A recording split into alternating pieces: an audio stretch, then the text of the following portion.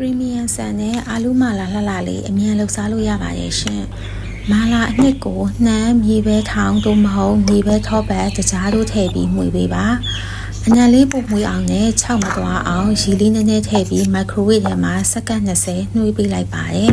။အဆက်မကြိုက်တဲ့ကလေးတွေလည်းစားလို့ရမယ်။အဆက်ကြိုက်တဲ့လူကြီးတွေလည်းအကြိုက်တွေ့အောင်နဲ့နိုင်ငံခြားသားတငယ်ချင်းတွေကိုအခန့်ချင်တာရဲ့အကြောင်းပြုပြီး idea လေးရပြီးလှုပ်ရှားဖြစ်သွားတာပါ။အာလူးပြုတ်ထဲကိုထောပတ်စားနဲ့ငြုပ်ကောင်းမှုနည်းနည်းထည့်ပြီးကျင်းရက်ဒီအထိခြေပေးပါနွားနို့နည်းနည်းထည့်လို့ရှိရင်တော့ပိုစိမ့်ပြီးတော့ပိုပြီးစားကောင်းပါရဲ့ကျမကနွားနို့ထည့်ဖို့မိသွားလို့ပါ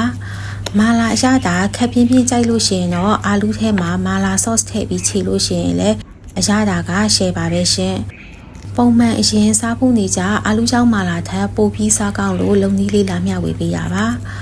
အာလူးတွေကိုပုံသွင်းပြီးသွားလို့ရှိရင် ready made အာလူးကြော်တွေနဲ့ပန်းပွင့်ပုံစံအလှဆင်ပေးလိုက်ပါတယ်။ mash potato အရသာစိမ့်စိမ့်လေးရဲ့